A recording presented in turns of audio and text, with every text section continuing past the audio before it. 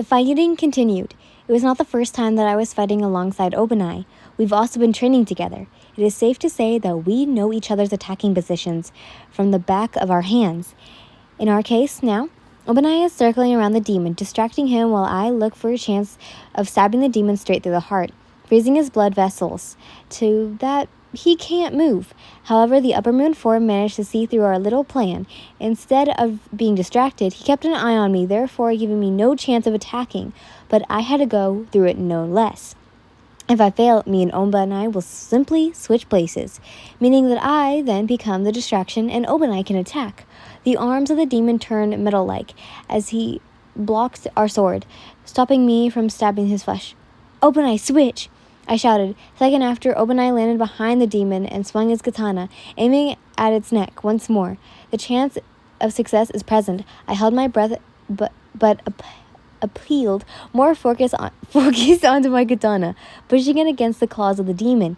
In front of my eyes, I see Obanai manage to get his katana through the flesh of the neck. However, he can't cut through it. I watch as his heterochromia eyes widen in shock, realizing that the moment to be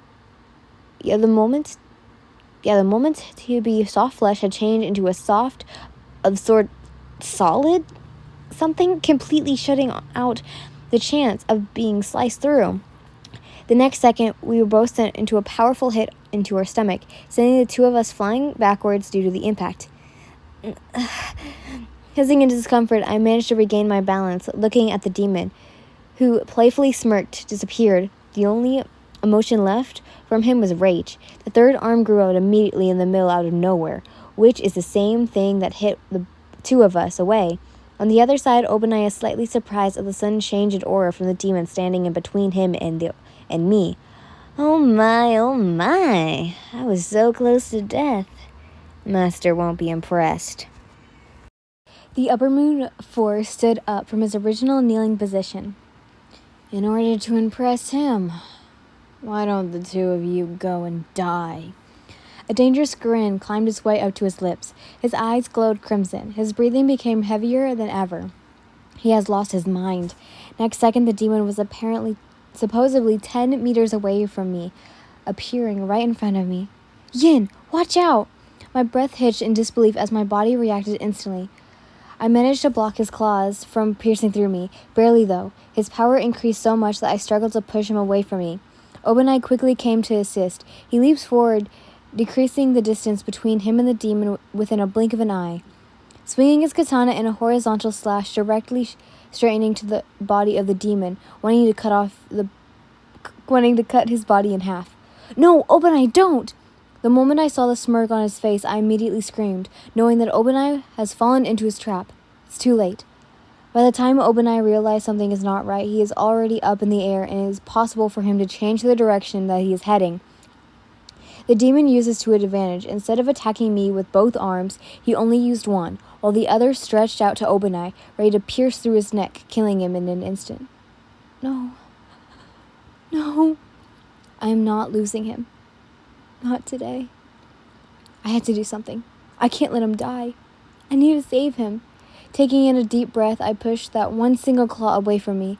Using this time, I jumped up into the air, with a one motion heading forward. I did not flip, speeding up so I was just in front of Obanai. Using my leftover power, I pushed him back onto the ground before turning to face the demon. My katana slowed dangerously in a dark blue color. I can feel the desperation flowing through my bloodstream. I used his claw to my advantage. The tip of my foot landed carefully on his metal claw, using it to push me back into the air as I almost performed a dance with this attack.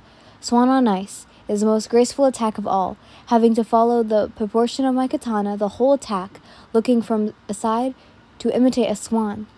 A breeze of coldness surrounded the area. My katana permanently slid across the demon, dicing its arms. The coldness, my blade will be able to slow down the regeneration of the demon temporarily. Following through my attack, my body turned and twisted flexibility in the air as my sword directly cut into his neck. Due to the sudden shutdown of regeneration, his neck wasn't as hard as it was before. My blade easily went halfway. I'm so close. Sweat were dripping from my forehead and from the demon, shock written on all over his face. Although Obanai was deeply attached to the elegance of the girl's movements, he knows that he still needs to help. This is an upper moon they're facing. Sprinting to the demon, Obanai presses his katana on the other end of the demon's neck. He also managed to slice through. We are so close to victory. No, no, no, no. I will not die. The upper moon screamed in our ears. Yet, we were still unfazed, focusing on our target.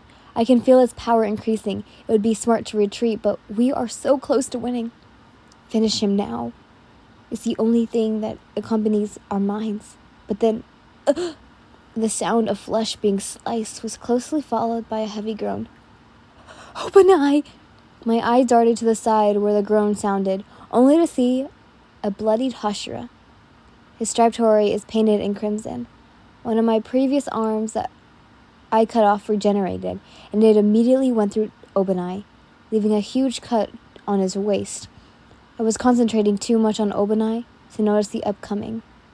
Upon the feeling of having a sharp object slicing across my shoulder, I retracted just in time to block the attack by cutting its claws away again. Grabbing a hold of Obanai, I retreated, pulling a distance between us. Taking some time, I glanced to Obanai, his hand pressing against the bleeding wound, sweat dripping from his forehead out of pain. Me, my shoulders bleeding a little, but is nothing to compare to Obanai.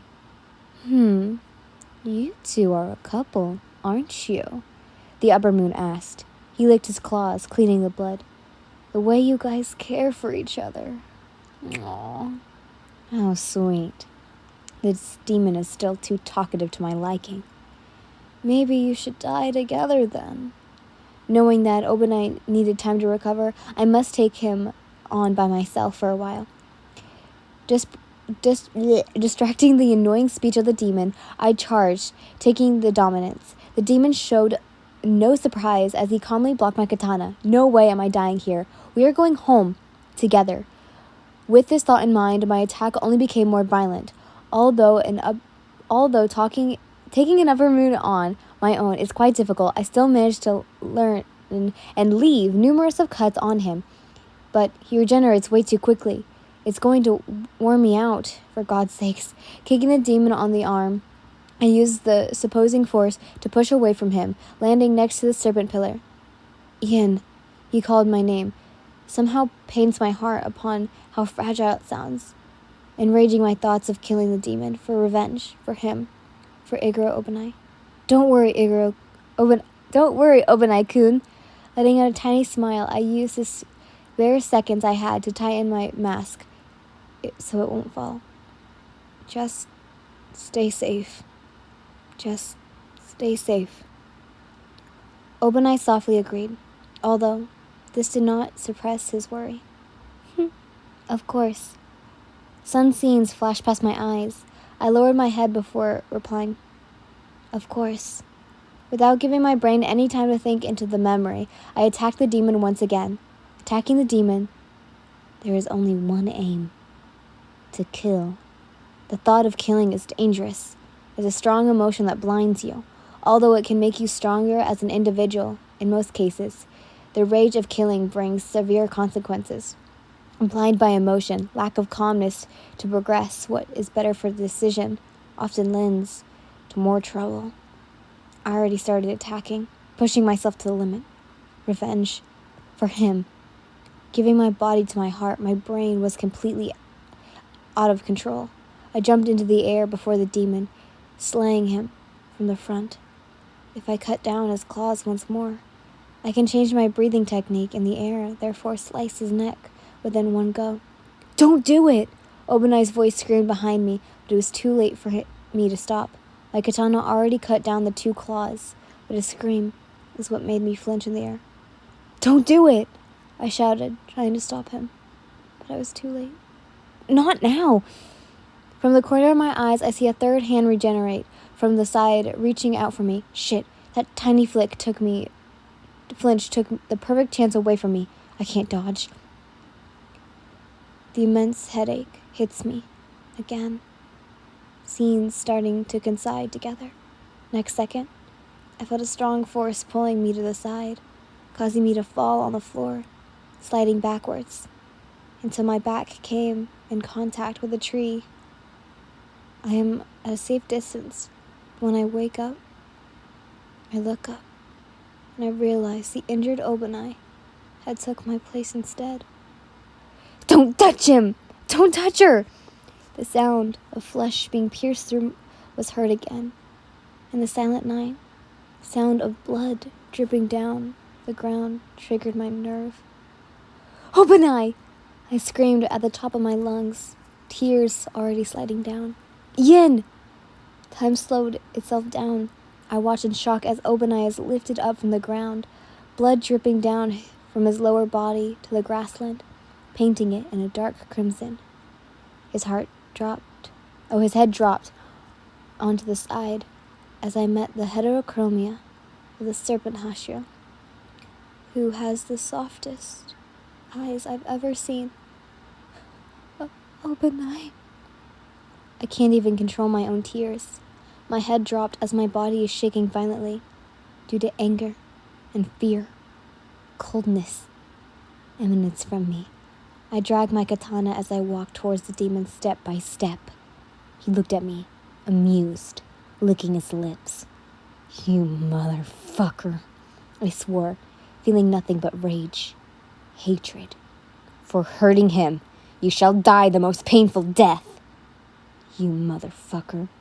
His voice deep, clearly covered with anger and hatred. "For hurting her, you shall die the most painful death." I leaped forward in an incredible fast speed that fully shocked the demon. Cutting off his arm that was holding Obanai, he dropped the serpent pillar. The moment that Obanai touched the ground, he only started to gasp for air, holding his wound.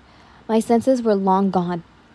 I handed my body to my heart, following my emotions, running wild, slicing the demon from all angles with a speed that no one could thought of existed.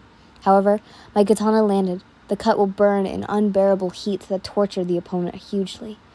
Anger of the frost. Even the softest frost can burn when it's angered. "You bitch!" The scream of the demon sounded like music to my ears. He cannot regenerate. The pain, and it burns too much for him to do so. Continuing my attacks, I notice that the sun is at the horizon. Time is ticking. "For fuck's sake, the sun!" The demon swore under his breath as he knows he must retreat. Because once his body is exposed to the sunlight, death will be the only outcome. "You are going nowhere." I refuse. I refuse to let this perfect chance slide away from me. I refuse to be able to take revenge for Obanai. Swinging my katana with all the energy I had, the demon blocked it with his arms. My sword sank into his flesh, but was stopped halfway through. Shit! I pulled away my katana. It linked too deep to my liking. My eyes darted to the sunlight behind me. If I can drag the demon into the sun, it would save me a lot of energy. But the next second, the upper moon fork cut his own arm, the one that linked me to his katana. To my katana, sorry. And he turned around to sprint backwards into the forest, hiding away from the sun. "You coward! Get the fuck back here!" Out of rage, I screamed upon his leaving figure, knowing that I missed the chance. The perfect chance. I can't believe how much I'm cussing for this video.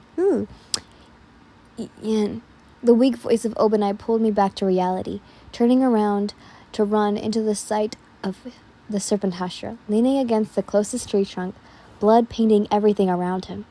I went to him straight away. No thoughts. Kneeling down next to him, my hold on his body are my arms. I trembled in fear, struggling to take in the scene in front of me. His face is pale, just like a snowy winter. His body slowly losing heat, becoming an icy cold. I reach out for his hand, which only seems to become colder as time passes. And he called out my name weakly. "I'm here. I love you. I have been loving you for so long." The way he struggles to talk, it makes my heart wrench. My tears only multiply. "Don't cry. You look too pretty to cry," he whispered in the softest voice possible. The effects of his words on me showed opposite effect. Yes, I broke down more. "I finally got the chance to tell you." Obanai smiled, revealed. Don't, Obanai. Stop talking. You're staying with me. Finding it difficult to phrase sentences normally, more tears flowed out. Ian, can you sing for me, please? Although his face is hidden at the angle, his eyes tell me that he is wearing a soft smile. Sure. Thinking that this will keep him awake longer, I start to sing, desperate. I'm not singing for you guys. Anyways. Yen Toshiru. With his final words, he closes his eyes. His head drops into my embrace as I cried loudly. Obanai-kun, I've been loving you for so long. It all came to me. It all makes sense now. He has always been someone important to me. Of course he has. Because he is Iguro Obanai. And I love Iguro Obanai so much.